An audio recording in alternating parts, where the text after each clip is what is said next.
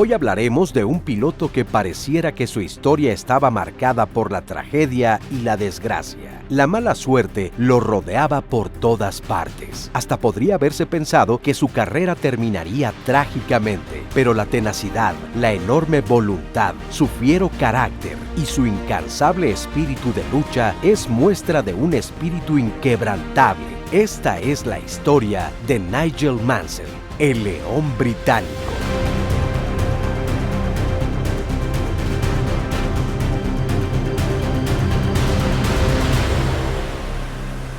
Bienvenidos a los expedientes F1. No olviden dejarnos su like, suscribirse y recomendarnos. Esto es El Gran Circo. Nigel Ernest James Mansell nació en Upton, Worcestershire, Inglaterra, el 8 de agosto de 1953. Sus padres, Eric y Joyce Mansell, tenían una tienda de té, así que en herencia no había nada que lo vinculara al mundo del automovilismo. Así que su carrera como piloto comenzó algo tarde. Prácticamente con su propio dinero y sin ayuda, inició corriendo karts como la gran mayoría de los pilotos. Trabajó como ingeniero aeroespacial y prácticamente todo lo que ganó lo invirtió en su carrera de piloto, incluidas todas sus pertenencias.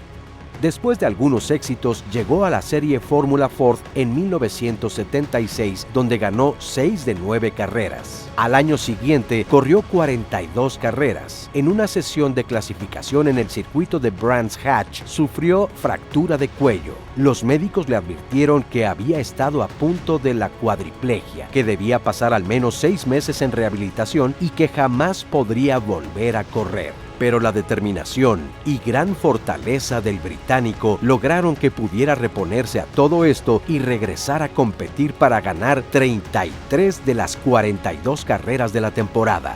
Mansell fue campeón británico en 1977 de la Fórmula Ford a pesar de todo y de todos. Nigel Mansell se sentía ahora listo para competir en la Fórmula 3, donde corrió de 1978 a 1980. En 1979 tuvo otro fuerte accidente con Andrea De Cesaris, donde su auto se precipitó dando varias vueltas por el aire, accidente del cual milagrosamente salió vivo, aunque este lo mandó de nuevo al hospital con varias vértebras rotas. El evento llamó poderosamente la atención de Colin Chapman y aunque finalmente no se quedaría ese año con el asiento, sí logró convertirse en piloto de pruebas de Lotus. Su debut en la Fórmula 1 fue en el Gran Premio de Austria en 1980. Corrió 4 temporadas para Lotus, pero el británico se enfrentó a muy frecuentes problemas de fiabilidad. Así que en esos 4 años con Lotus solo pudo completar 24 de los 59 grandes premios que disputó. Y lo máximo que pudo conseguir fueron 5 terceros lugares, y casi siempre terminó por detrás de su coequipero Elio De Angelis. Chapman le ofreció un contrato por 2 años. De esa forma, sus preocupaciones económicas no solo terminaron. Mansell ahora era prácticamente millonario. Pero cuando la fortuna parecía sonreírle a Mansell, casi siempre algo de inmediato la opacaba. En ese 1982, Colin Chapman, sin que nadie lo esperara, de pronto murió. Esto causó un grave efecto en el león británico, quien abatido por la pena declaró: "Mi mundo se derrumbó. Una parte de mí murió con él. Con su partida, perdí desde luego a un miembro de mi familia".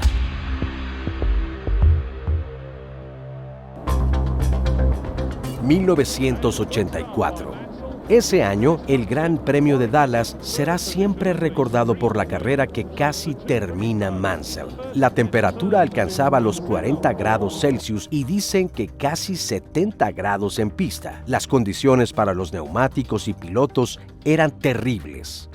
Al paso de los autos, el asfalto se iba desprendiendo y desintegrando debido a lo abrasivo de las condiciones. Hubo que hacer reparaciones improvisadas y en muy poco tiempo. Los pilotos se sentían desfallecer. De hecho, solo 8 terminaron el Gran Premio. El ganador fue Keke Rosberg con su Williams.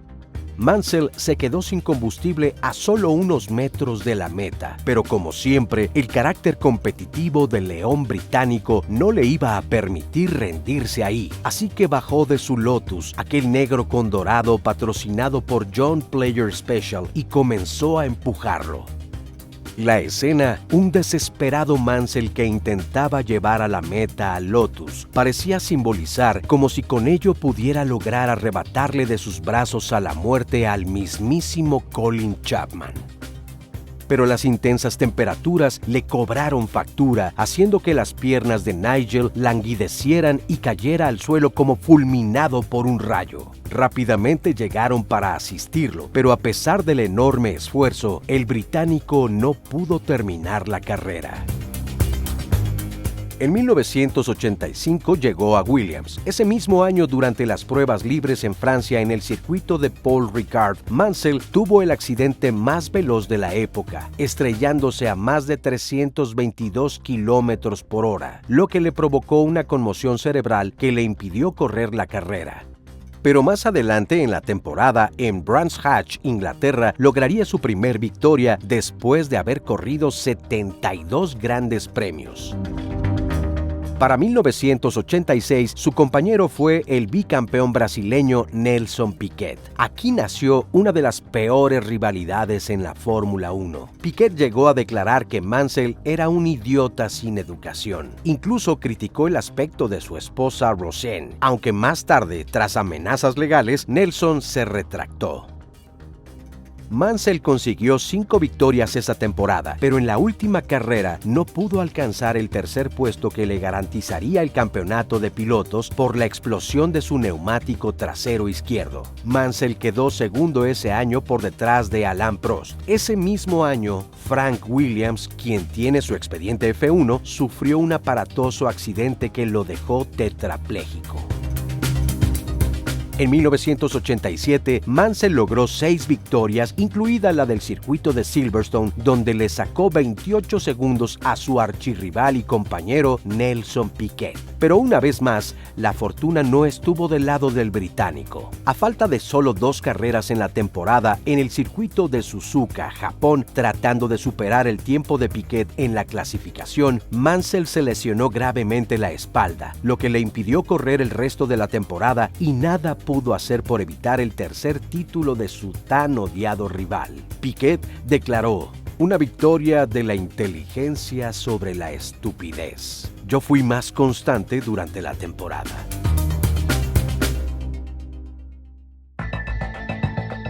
En 1989, Mansell llegaba a Ferrari. Cabe destacar que fue el último piloto seleccionado y contratado por Enzo Ferrari, quien le regaló un Ferrari F40 1989 antes de su muerte en agosto de 1988.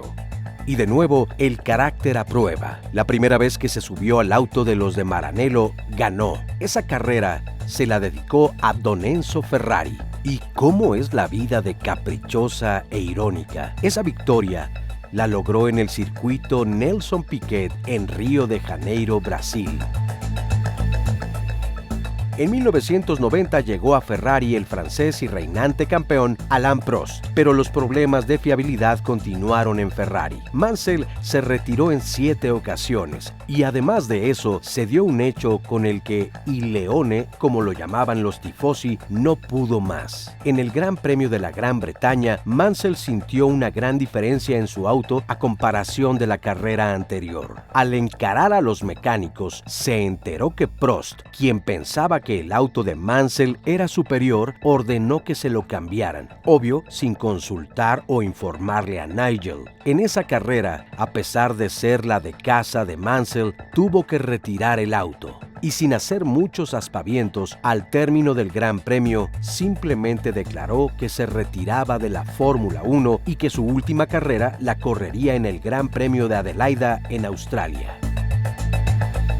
El mejor resultado de esa temporada fue la victoria en el Gran Premio de Portugal y la inolvidable maniobra en el Gran Premio de México durante la última vuelta en la curva peraltada, donde inesperadamente moviendo su auto de un lugar a otro consigue rebasar a Gerhard Berger para obtener la segunda posición. Esa maniobra provocó que la curva se rebautizara con el nombre de la Curva Mansell.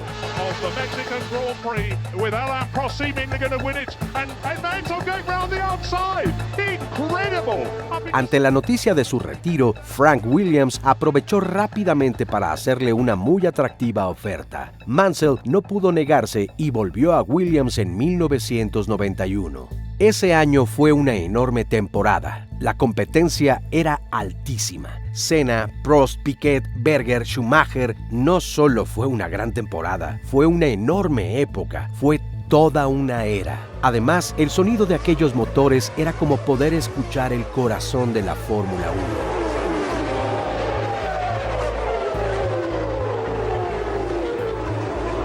El Gran Premio de España se corrió ese año por primera vez en Montmeló, circuito de Cataluña, y Mansell nos obsequió una de las mejores carreras en su vida.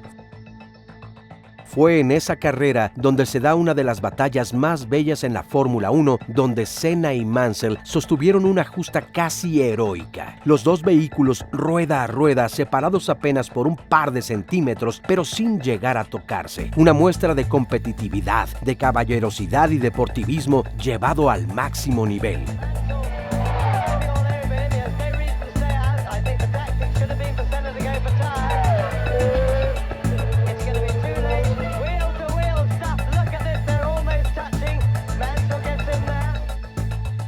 Llegaba al Gran Premio de casa para Nigel Mansell y también para Williams, para recibir la bandera a cuadros, una fantástica ovación del público y la enorme satisfacción de Frank Williams. Y como dato curioso, al final Senna se quedó sin combustible y Nigel, que ya sabía lo que se sentía, se ofreció como taxista llevando al brasileño sentado a un costado de su monoplaza hasta los boxes.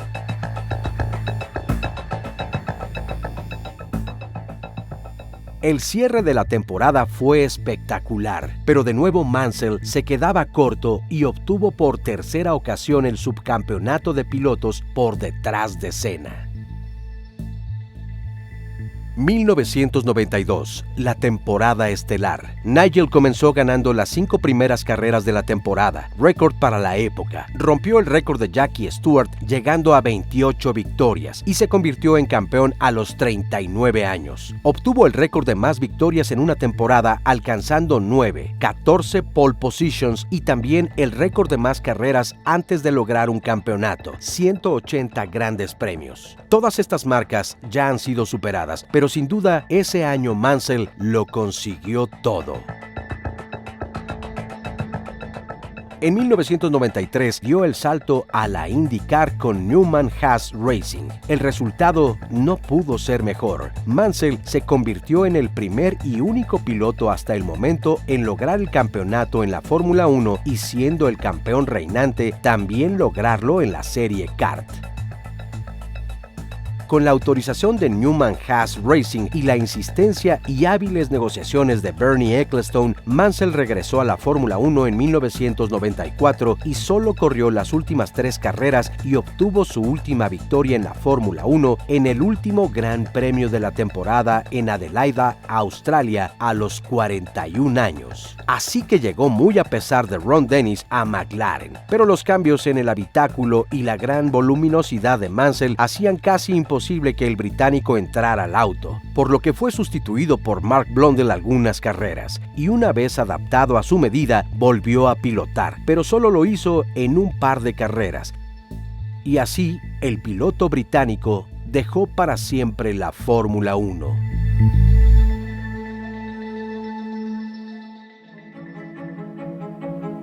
Pero nos queda el recuerdo de sus grandes hazañas, de su feroz carácter, de su muy mala suerte y de los enormes duelos que nos regaló a lo largo de su brillante carrera. Corrió 15 temporadas en la Fórmula 1. Es el segundo británico más exitoso con 31 victorias. Uno de esos pocos pilotos en ganar una carrera de la Fórmula 1 con más de 40 años. Por cierto, aunque estuvo muy cerca, nunca pudo ganar en Mónaco y desde el 2005 forma parte del Salón de la Fama del Automovilismo Internacional. Hemos llegado al final de otro episodio de los Expedientes F1. Esperamos que lo hayan disfrutado. No olviden dejarnos su like, suscribirse y recomendarnos. Nos vemos muy pronto en un nuevo episodio. Esto es El Gran Circo.